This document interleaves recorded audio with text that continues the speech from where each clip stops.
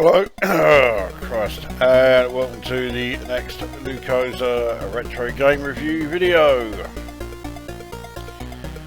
And, well, for this one, when it starts,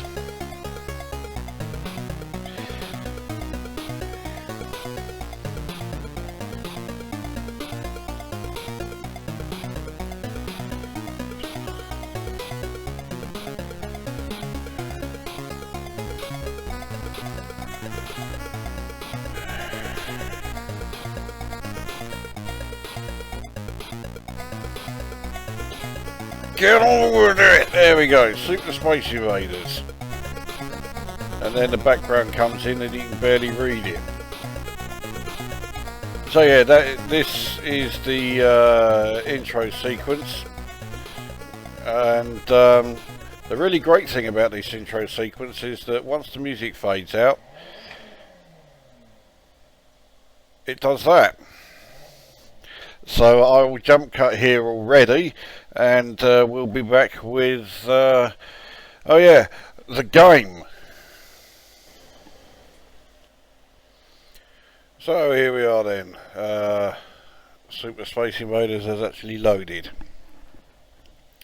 So yeah, this was released by Domark in 1991, and this is well, a game that I've already covered twice. I've done the original arcade coin-op, and I've done the Amiga version, which I thought was better than the arcade coin-op. It's pretty much unique, I think, because it's a Domark game that I actually like. It's not just that it's good, it's fucking great. And the reason that it is so good is that it doesn't take the game seriously at all. There's a lot of humour injected into it, most of which isn't present in the coin-op. And so they didn't so much do a straight coin-op conversion, they actually improved on the coin-op original. That is fucking hard to do. And it's Domark of all people who fucking did it. You can't fucking believe it. Now there is some pretty technically impressive stuff about this. Your score and all that is actually shown in the border. And because the coin-op original has the portrait mode display, so it's a lot taller than it is wide,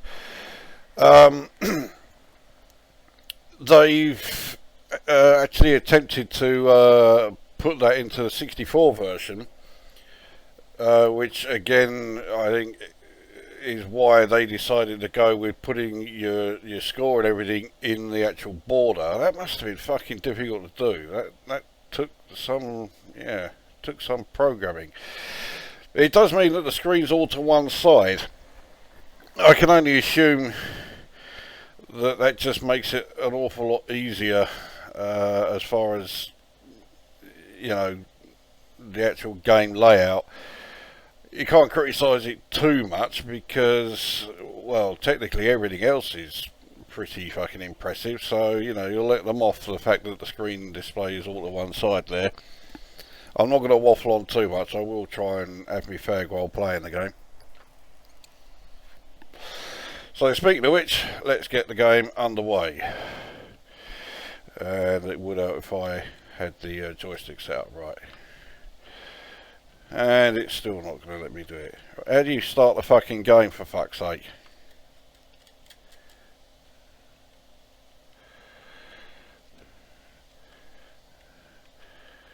Right. Jump cut. Right, let's try this again. It should just be fire to start. Here we go. Right, it actually works this time. So you get the level select. So we'll start here. Yeah, like I give a fuck about that. Right, here we go. And here we are, level 1. fucking hell, got off to a flying start. So the first thing that strikes you is that there is an awful lot of detail, especially on the background graphics.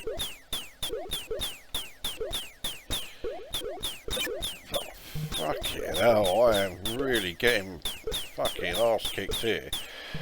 That's handy. Now there is a bit of a drawback with the detailing on the background graphics here, because it does make some of the shots difficult to see. And also I fucked up and got these quite widely spread out. You also can't quite reach the end as they fucking landed. So I've lost 2 lives on the first fucking screen.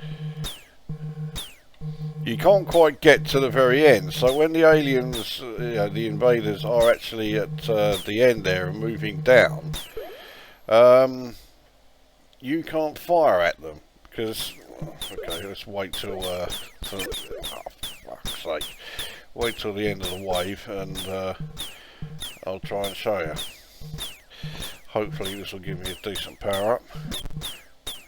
Well, it's not completely useless.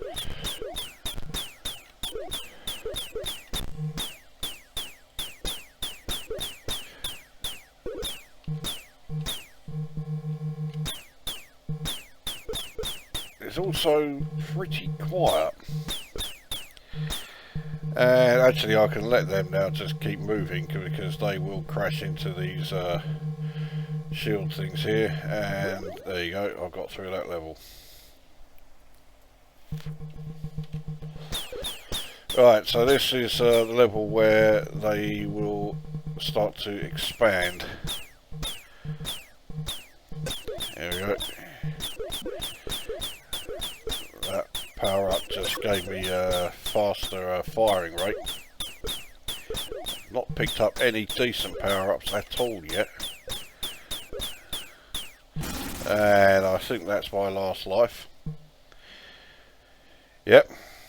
And unlike the Amiga version, and obviously the Commodore version, there is no option whatsoever to continue. You also just cannot see the text very well at all, because it's white, the same colour as the clouds behind you. Alright, let's get another game out of the way, because I did really shit on that go. We'll start at the same place.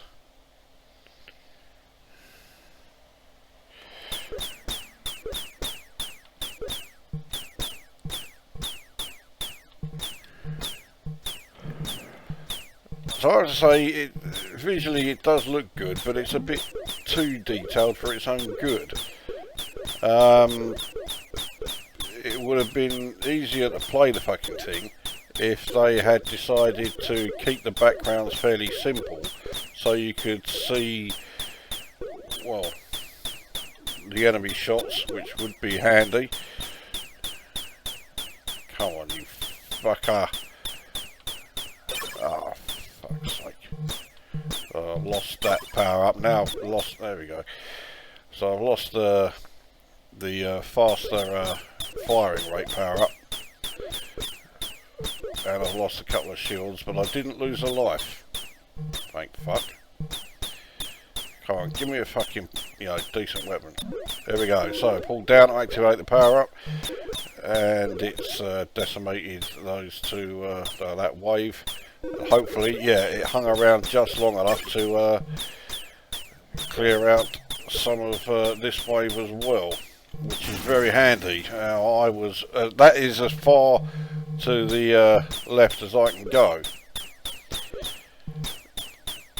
But you see, the aliens go further, so for a little while you just cannot hit them at all. Now this, I don't rate my chances here. They're now very wide. I've got to hit each of these several times and try not to get hit, and I'm now on my last life and they fucking landed. And that means game over again. So I'm not even getting past the first fucking sort of wave. Every single one of my warm-up goes, I got past the wave, no problem. Here, no, because I'm fucking recording it. Right, let's try again. Let's go the other side this time then.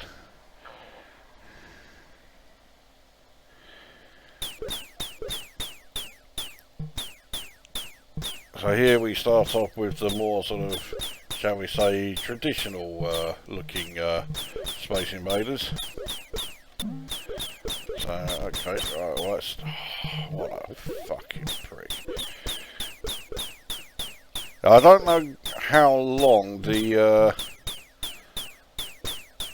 barriers stay there, but well, I think I got enough to you know, destroy these, which is a good job because I got them left very sort of spread out, and they are going to yeah, there you go, come down very quickly but also crash into the barriers. So yeah, no problem there. So okay, I took it, I take 2 hits, so I lost my fast firing rate. Oh, you fucking cunt. Well, I got the power up because it landed on my explosion. And again I fucked up. They're so spread out, they're coming down really fast. Get this end fucker. Oh, what the fucking hell. Right, here we go. But now, yeah. Well, I'm amazed I've got it down to the 1. I'm amazed I got through that level without them fucking landing. So now the next one, and there, these again go wide. Oh, just about managed to get that. Come on, give me something useful. Well, okay, it's not completely useless.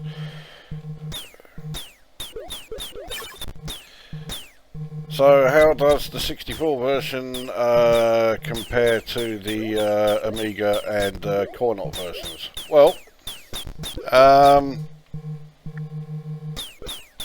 guess that's a good cue to get the review actually underway. It's very quiet.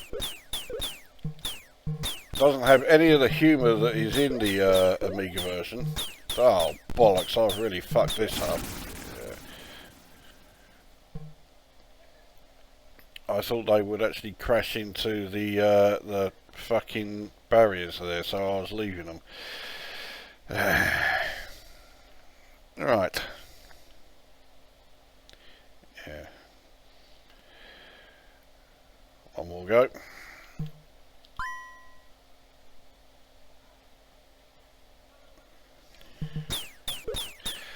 Well, graphically, yeah, there is an awful lot of detail in the graphics.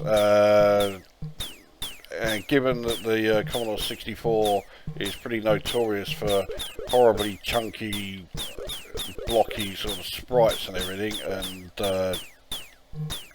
same with its background graphics, I think they did a pretty good job on them. The trouble is they've almost done too good a job on them because they are so detailed that there are a number of times where it is really difficult to see where the invaders' shots are. That was close, eh? Come on. When the aliens get to that sort of speed, they are so much faster than your sort of, you know, base that you're firing from, that yeah, trying to actually hit them is fucking difficult, and it's almost a case of getting them more through luck than judgment. The 64 version is also really not at all generous when it comes to the power-ups. It doesn't give you the option to collect many anyway, but when they do drop, they are usually just the one like I've got here that speeds up your firing rate, or they are the ones that give you the bases, and that's it. You very rarely get, like, you know, the mega power-ups that let you take out the entire wave in pretty much, you know, no time at all. And they also rarely give you, oh fucking hell, things like, you know, the time freeze one. So I picked up a power up there. I don't know what it did. I think it gave me extra shield. So I've got to now try and take out this fucker here.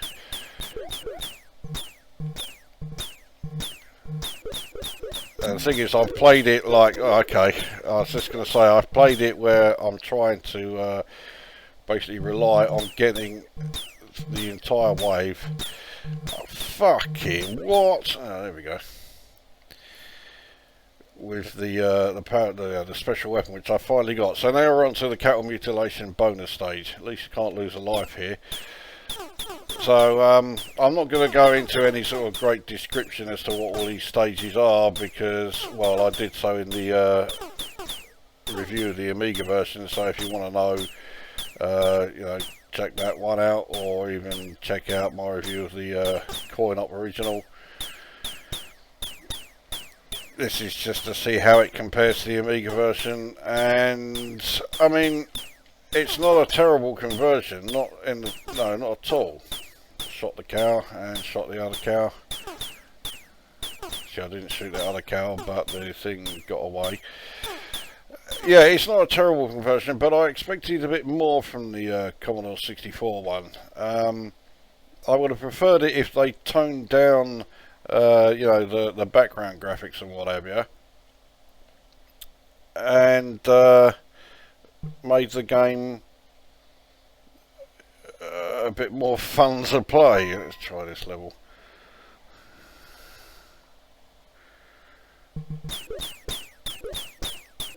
So these bottom two row invaders look a bit like the ones from the Atari 2600 version. I don't actually remember if they looked like that in the coin-op one. I don't think they did. So again, I got the faster auto fire rate, but I really wanted, you know, one of the better power-ups that will let me just decimate the entire wave. Oh, I've got the time freeze, but see, that's as far to the right as I can go. So I cannot take out that last alien, or the last invader, whatever you want to fucking call him. There we go.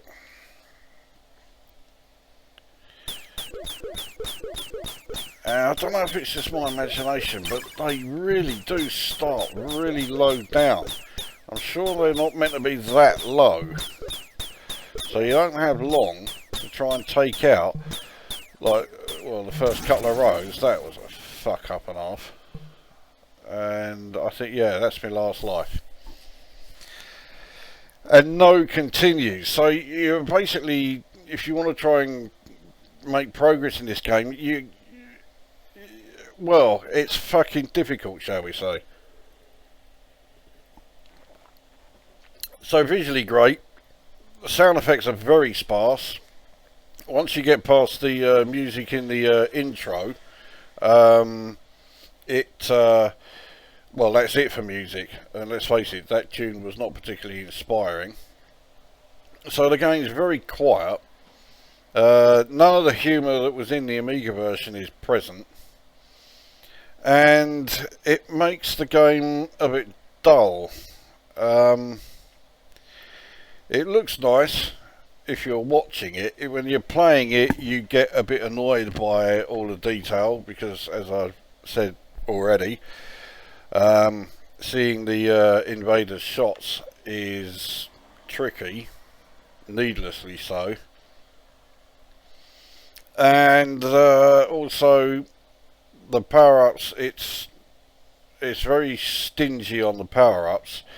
The one sort of like wave decimating power-up that you saw in this video, you know, with all the swirly things going around, that's the only one I've ever seen on the Commodore 64 version. I've never seen the, you know, the fast laser that goes through and takes out waves, you know, column by column, or the huge laser which then sends out the swirling fireballs. I've never seen that one. I've never seen the one where you fire the large sort of salvo and it then takes out an entire row. Yeah, never seen any of those ones. So I'm not even sure if they're even in it, which is a bit ridiculous. I mean, surely they should be there. But yeah, I've never lasted long enough to see them myself when playing it, and I've never seen them in any videos. So it does make me wonder just how many power-ups have actually been put into the Commodore 64 version. So the Commodore 64 one falls a long way short of the Amiga version. It's not a terrible game. I mean, if you are a fan of Space Invaders, then, you know, if you want a version of Space Invaders for Commodore 64, this is probably the one to get. But it's fucking difficult. And the lack of continues really, yeah, that was a shitty decision. So I will score this 6 out of 10. It's okay, but it's not great. But I mean, it makes a welcome change to be playing a game that isn't absolute shite. So yeah, in that sort of regard, it's fucking great. But yeah, that is Super Space Invaders then for Commodore 64. 6 out of 10. Could have been better. Really, it should have been better. I mean, it's Space Invaders. Surely it's not that difficult. Right, well, there you go. So that brings this review to an end, and we will see you at the next one.